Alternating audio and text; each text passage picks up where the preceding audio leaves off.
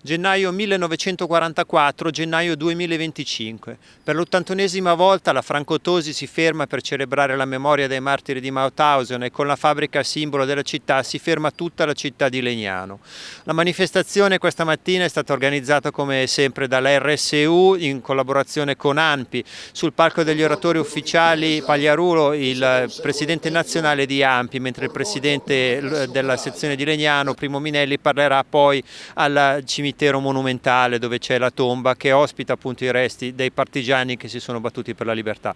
Una manifestazione che come sempre affonda le sue radici nel passato ma serve per fare il punto sul presente e soprattutto per parlare del futuro della società, del ruolo dei social come dall'intervento del sindaco Lorenzo Radice, ma anche del futuro urbanistico di una fabbrica che con i suoi 300.000 metri quadrati rappresenta il cuore della città di Legnano. Ecco, da questo punto di vista le situazioni da definire sono ancora molte.